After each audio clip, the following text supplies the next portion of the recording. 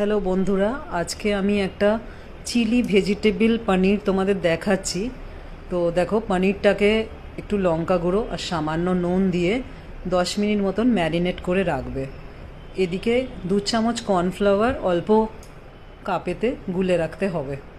আর ভেজিটেবলসগুলো তো সব কেটেই রাখবে। এখানে একটু আদা,